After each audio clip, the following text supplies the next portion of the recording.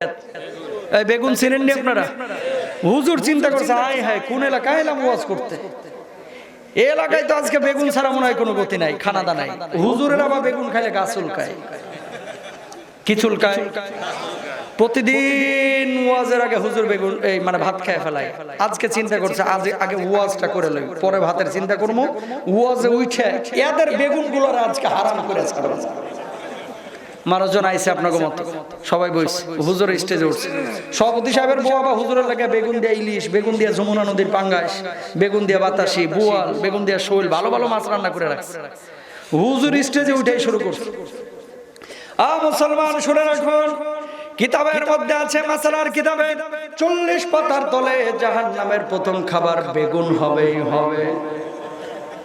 মানুষজন তো টেনশনে পড়ে গেছে, আয় হায় এই ওয়াজ তো জীবনে শুনি নাই, জাহান্নামের প্রথম খাবার বেগুন হবে, তো বিঘার পরে বিঘা বেগুন লাগায় রাখছে কি লাগা? প্রশ্ন জাগে কি জাগে না? সভাপতি সাহেবের মুখটা কালা হয়ে গেছে যে হুজুরের রাত 12টার দিকে ওয়াজ শেষে ভাত দিয়ে মুখি দিয়ে আজকে। টেনশনের কারণ আছে না নাই? চিন্তা করেন, ওয়াজ শেষ হয়েছে, মানুষজনের মন টন খারাপ, বিঘার পরে বিঘায় জাহান্নামের বেগুন লাগায় রাখছে। গেছে 12টার দিকে বসে রয়েছে, ভাত আর আসে না। সভাপতি সাহেব বলতেছে, কি সভাপতি সাহেব পেটে তো টান লাগছে, ভাত বুধ দিবেন না? হুজুর কিছু মনে করেন না, বউ ডিম ভাজতে গেছে। 12টার দিকে ডিম ভাজা? হুজুর কি কমো, আমরা তো মুখ্য সূক্ষ্ম মানুষ, মাসালার কিতাব অত জানতাম না। আপনার জন্য আমার বউ বেগুন দিয়ে ইলিশ, বেগুন দিয়ে পাঙ্গাস, বোয়াল, বাতাসি, শোল, শুটকি সব ভালো ভালো মাছগুলো বেগুনের সাথে মিলে রান্না করছে। আমরা তো আর জানি না জাহান্নামের প্রথম খাবার বেগুন। এই জাহান্নামের বেগুন কেমনে আপনার সামনে দিই? প্রশ্ন জাগে কি জাগে না বলেন? এই সবাই বলেন, জাগে কি জাগে না? পরে জান পরে কথা বলবো। কেউ মানে শেষে যা দিবেন ইনশাল্লাহ দোয়ার আগে দিয়ে শোনেন। সভাপতি সাহেব বলতেছে, হুজুর, সভাপতি সাহেব বলতেছে, হুজুর এই জাহান্নামের বেগুন কেমনে দিয়ে আপনারা? হুজুরের মাথায় তখন খেলে উঠছে, হাই হাই আমার পছন্দের সব মাছ দেখে বেগুনের সাথে মিলাইছে। বেগুন খাওয়া লাগবে না? বেগুন তো খাই না, মাছ খাওয়া লাগবে কি লাগবে না বলেন? বলতে সভাপতি সাহেব এদিকে আসেন, মাসালা আরো আছে। কয় হুজুর কি মাসালা? কয় মিয়া মুখ্য সূক্ষ্ম মানুষ, মাসালার কিতাব তো পড়েন নাই, আরো মাসালা আছে। কয় কি মাসালা কর না একটু? কয় মাসালার কিতাবে আছে 40 পাতার তলে অন্য তরকারি না হইলে বেগুন খাওয়া চলে। এখন কিন্তু জায়েজ হয়ে গেছে, টার্গেট হচ্ছে বেগুনগুলো নিয়ে আসে, বাইসা বাইসা মাছগুলো খায়। খেয়াল করেন, হুজুর দিয়ে উদাহরণ দিছি দেখে এত খুশি হয়ে না। বাংলাদেশে যেগুলো সুদখোর, ঘুষখোর, যেগুলো যৌতুকবাদ, এমনি ঘুরে জায়েজ করতে চাই, ঠিক না? ঘোরা খাইলে কি জায়েজ হয়ে যায়? সিগনেচার করতে যাচ্ছে না। কয় স্যার ফাইলটা তাড়াতাড়ি সিগনেচার করে যান, 3 মাস হয়ে গেল। কয় বেটা বকশিস দিলে দে, না হলে আমার জোহরের আজান হয়ে গেছে, মানে ঘুষটা দিলে দে, না হলে জোহরের নামাজে যাবো। কথা কয় না? এরকম লোক আছে না নাই? এরা বড় অপরাধী, এদের নামাজ কবুল হবে না। নামাজ কবুলের প্রথম শর্তই হচ্ছে হালাল উপার্জন, ঠিক কিনা বলেন? নামাজ মানে পড়তেছে, কপালে দাগ পড়ে গেছে, সুদের মায়া এখনো ছাড়তে পারছে না, ঘুষের মায়া ছাড়তে পারছে না, এই নামাজ আল্লাহর দরবারে কবুল হবে না। প্রিয় ভাইরা আমার, খেয়াল করে, তাহলে আল্লাহরে জান দেওয়া মাল দেওয়া থেকে কথা আসছিল। আল্লাহ নবী যখন এই আয়াতটা সাহাবীদেরকে শোনালেন, কাফের বেঈমানরা গোটা আরবে ছড়ানো শুরু করলো। কয় মুহাম্মদ সাল্লাল্লাহু আলাইহি ওয়াসাল্লাম এতদিন বললো উনার আল্লাহ আসমান বানাইছে, জমিন বানাইছে, সব কিছুর মালিক উনার আল্লাহ, এইটা আবার কেমন আল্লাহ? আমগো কাছে দেখি ঋণ চাই। কারা বলে? কাফেররা, ইহুদিরা। আবু বকর রাদিয়াল্লাহু তাআলা আনহু দাঁড়ানো, এক ইহুদি কোনায় দাঁড়িয়ে বলছে, কি আবু বকর, খুব তো বলছিলা তোমার আল্লাহ সব বানাইছে, এটা আবার কেমন আল্লাহ? তোমার আল্লাহ একটা ফকির। নাউজুবিল্লাহ কর। আমার আল্লাহ কি ফকির? ইহুদিকে আবু বকর বলতেছে, খবরদার আমার আল্লাহরে ফকির বলবি না, তুই আয়াতের অর্থ বুঝোস নাই। আমার আল্লাহরে যদি আর একবার ফকির বলিস, আমি কিন্তু আমার হাত গুটিয়ে বসে থাকবো না। আল্লাহু আকবার। ইহুদি আবার বলছে, তোমার আল্লাহ ফকির। অমনি আবু বকর ডান হাতটা তুলে কইসে একটা থাপ্পড় বসায় দিছে। আল্লাহু আকবার। এবার ইহুদি কানের মধ্যে হাত দিয়ে আল্লাহর নবীর কাছে এসে হাজির। আল্লাহর নবীকে বলছেন, মুহাম্মদ সাল্লাল্লাহু আলাইহি ওয়াসাল্লাম কেমন সাহাবীকে কি শিক্ষা দিয়েছেন? আপনার সাহাবীরা ইহুদি ধরে ধরে মারে। আল্লাহর নবী বললেন, কে মেরেছে তোমাকে? কয় আপনার আবু বকর আমার গালের উপরে থাপ্পড় মেরেছে, দেখেন গালটারে লাল করে ফেলাইছে। আল্লাহর নবী বললেন, না আমি বিশ্বাস করি না, আমি বিশ্বাস করি না, আমি বিশ্বাস করি না, কারণ আমার আবু বকর কাদামাটির মানুষ, কখনো কাউরে মারতে পারে না। আবু বকররে আমি নতুন করে চিনি না, বহুত আগে থেকে চিনি আবু বকর মারতে পারে না। তুই যদি ওমরের ব্যাপারে বলতে আমি নবী বিশ্বাস করতাম, কারণ ওমরের কথার আগে হাত চলে, ঠিক কিনা? আল্লাহর নবী বললেন না আমি বিশ্বাস করি না। ইহুদি বলে আপনি ডাকেন আবু বকরকে। আল্লাহর নবী বিশ্ব নবী সাল্লাল্লাহু আলাইহি ওয়াসাল্লাম আবু বকরকে ডাকলেন, আবু বকর তুমি কি ওই ইহুদিকে মেরেছো? আবু বকর বললেন ইয়া রাসূলুল্লাহ ইয়া হাবিবাল্লাহ আমি তো কখনো অন্যায়ভাবে কাউরে মারি না। ওগো নবীজি ও এমন একটা অপরাধ করেছে যে অপরাধের কারণে আবু বকর হাত গুটায় বসে থাকতে পারে নাই। আল্লাহর নবী বললেন কি অপরাধ করেছে? আবু বকর জবাব দিচ্ছেন ওগো নবীজি আমার নাম তুলে যদি গালি দিত আমি রাগ করতাম না, আমার বাপ মার নাম তুলে যদি গালি দিত আমি রাগ করতাম না, কিন্তু যখন আমার আল্লাহর রাসূলকে কেউ গালি দিবে আমি আবু বকর কখনোই বরদাস্ত করতে পারবো না। আল্লাহু আকবার। আল্লাহর নবী বলছেন কি হয়েছে? কয় আমার আল্লাহর সে বারবার ফকির বলেছে, মিসকিন বলেছে, আয়াতের অপব্যাখ্যা করেছে, আল্লাহ আমার কাছে ঋণ চাইছে, জান মাল চাইছে, ওরা বলছে আমার আল্লাহ নাকি ফকির, ও বারবার বলেছে এজন্য আমি তারে মেরেছি। এবার আল্লাহর নবী ইহুদিকে জিজ্ঞেস করছেন ও ইহুদি তুই কি আল্লাহরে ফকির মিসকিন বলেছিস? ইহুদি জবাব দিচ্ছে ওগো নবীজি না আমি আল্লাহকে ফকির মিসকিন বলি না, আবু বকর মিথ্যা কথা বলছে। আল্লাহর নবীর মনে খটকা লাগলো, আমার আবু বকর সে তো সিদ্দিক, কখনো মিথ্যা কথা বলতে পারে না, সে তো সত্যবাদী, নতুন করে আবু বকরের চেনার কিছু নাই। আল্লাহর নবী আবু বকরকে বললেন আবু বকর ওই যে আল্লাহকে ফকির বলেছে মিসকিন বলেছে প্রমাণটা কি? এবার আবু বকর জবাব দিলেন আল্লাহর নবী ওই জায়গায় ছিলাম শুধু আমি আর ছিল ওই ইহুদি, আর তো কেউ ছিল না, কোথা থেকে আমি প্রমাণ নিয়ে আসবো? যদি কোনো মানুষ থাকতো সে তো সাক্ষী দিতে পারতো, ছিলাম শুধু আমি আর ওই ইহুদি, সাক্ষী তো আমার কাছে নাই। এবার আল্লাহর নবী চিন্তা করলেন আবু বকরের কাছে যেহেতু সাক্ষী নাই, ওই ইহুদির বিচার যদি আবু বকরের বিচার যদি আল্লাহর নবী না করেন তাহলে গোটা আরবে ইহুদি ছড়ায় দিবে যে আবু বকরের বিচার করে নাই নবীজির বন্ধুর কারণে। প্রশ্ন জাগে কি জাগে না?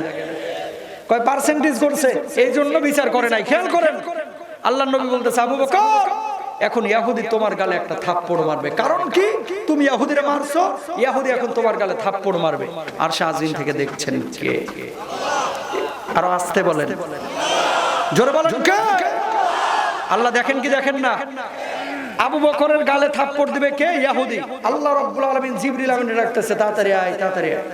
জিবরিল আমিন আল্লাহর কাছে হাজির, কয় দেখ আমার হাবিব কি ফয়সালা করতেছে, চোখের পলক ফেলানোর আগে আমার হাবিবের কাছে গিয়ে হাজির হয়ে যা, বল আবু বকরের পক্ষে সাক্ষী দুনিয়ার কোনো মানুষের প্রয়োজন নাই, আবু বকরের পক্ষে সাক্ষী স্বয়ং আমি আল্লাহ রাব্বুল আলামিন হয়ে গেলাম।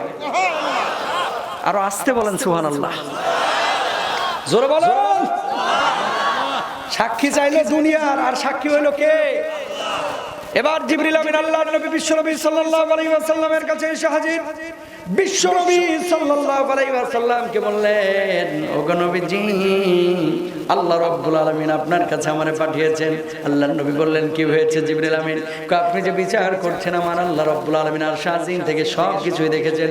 ওগো নবীজি আপনি আবু বকরের পক্ষে বিপক্ষে সাক্ষী খুঁজছিলেন, আবু বকরের পক্ষে সাক্ষী দুনিয়ার কোনো মানুষের প্রয়োজন নাই, স্বয়ং আমার আল্লাহ রাব্বুল আলামিন আবু বকরের পক্ষে সাক্ষী হয়ে গেছেন। সুবহানাল্লাহ। ওগো নবীজি আল্লাহ রাব্বুল আলামিন আপনার উপরে একটা আয়াত নাযিল করেছেন 4 নম্বর পারা 13 নম্বর পৃষ্ঠা, লাকাদ সামিআল্লাহু কাওলাল্লাযীনা ক্বালু ইন্নাল্লাহা ফাকীরুন ওয়া নাহনু আগনিয়া।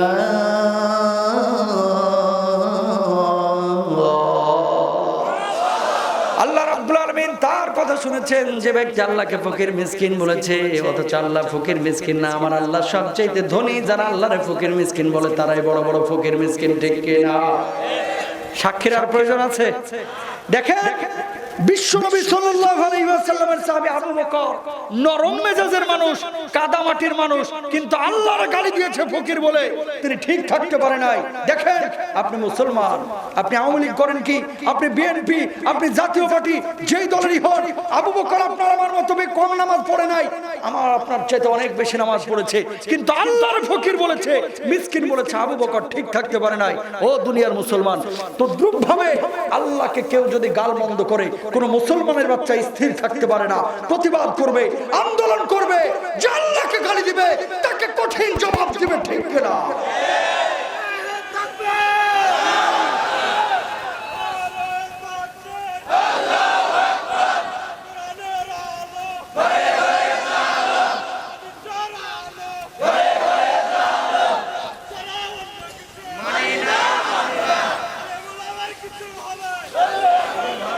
প্রিয় ভাইরা আমার এদিকে তাকান, এদিকে তাকান।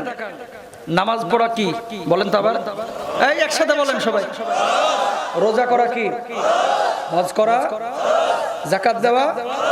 আপনি যেই দলই করেন, আল্লাহকে আল্লাহ রাসূলকে কে কটাক্ষ করলে আন্দোলন করা, প্রতিবাদ করা তেমনি ফরজ, ঠিক না? কিন্তু মুসলমান এটা বোঝে না। মুসলমান কয় নামাজ তো পড়তেছি, নবীরে গালি দিছে, ইসলামী বই নিষিদ্ধ হয়েছে, মদ জায়েজ হচ্ছে, সেটা যে দেশই হোক না কেন, যে পরিবেশই হোক না কেন, কয় এটা হুজুর গো কাজ, আমগো কি?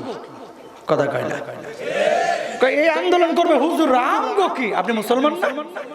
আপনি যেই দলেরই হন না কেন, কোরআনের বিপক্ষে কোনো মানে বিষয় যদি ছড়িয়ে পড়ে, এটা নিজে বর্জন করবেন, অন্য মানুষকে বর্জনের জন্য সহযোগিতা করবেন। কেউ যদি আপনার উপর চাপায়া দেয়, তাহলে আপনি প্রতিবাদ করবেন, ঠিক কিনা?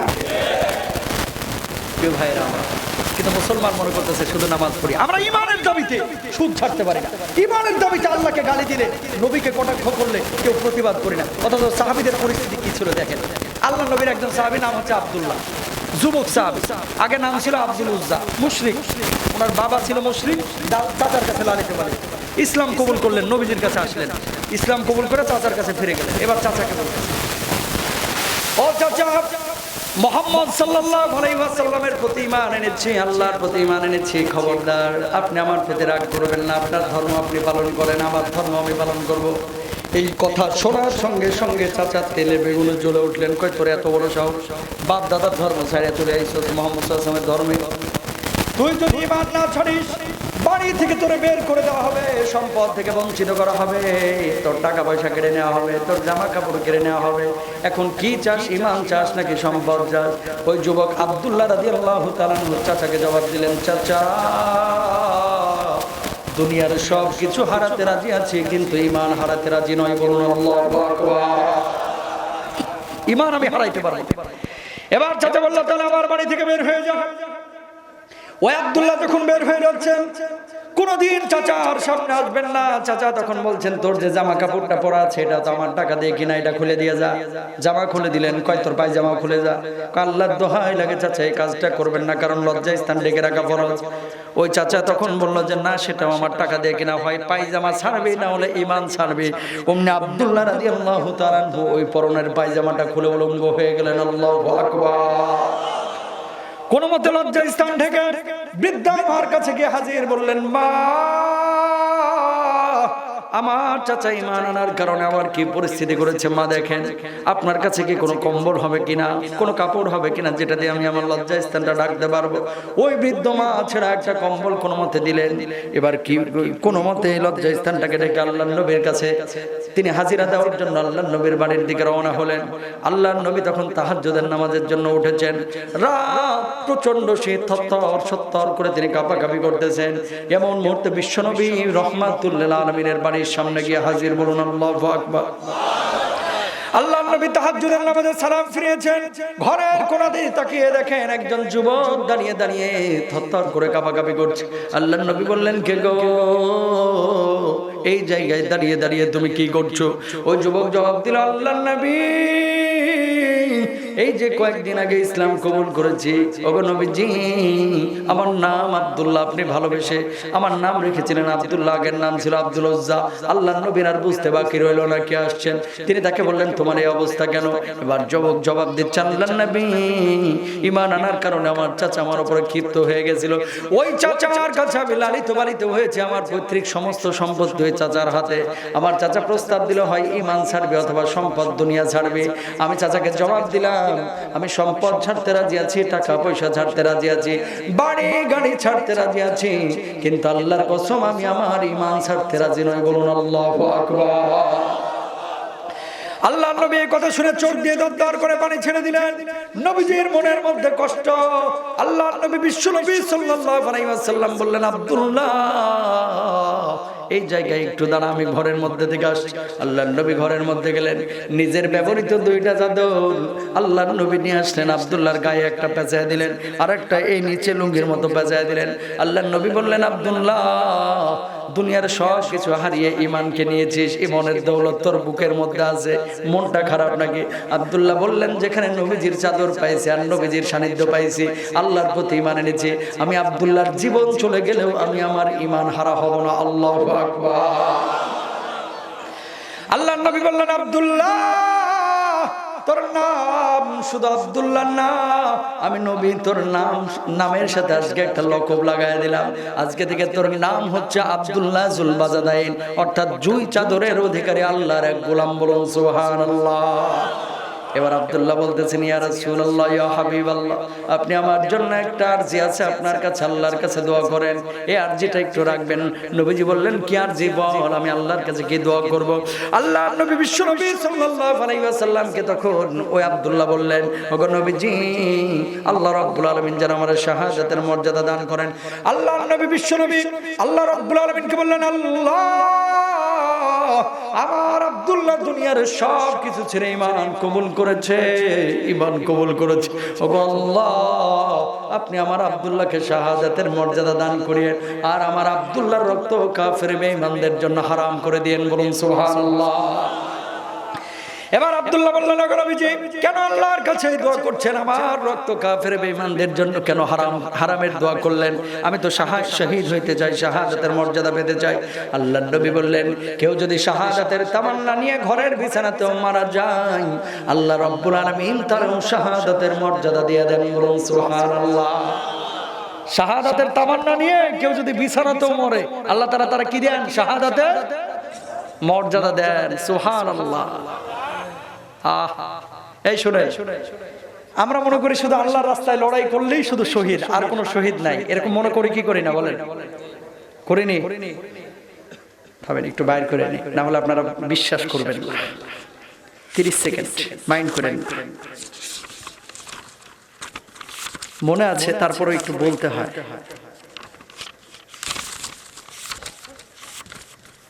যাই হোক, যে কয়টা মনে আছে সে কয়টাই বলবো, এখন খুঁজতে সময় লাগবে। সাহাবীদেরকে আল্লাহর নবী বলতেছে, শহীদ কারা? আল্লাহর রাস্তায় যারা লড়াই করে তারাই শহীদ। কয় না, আরো শহীদ আছে।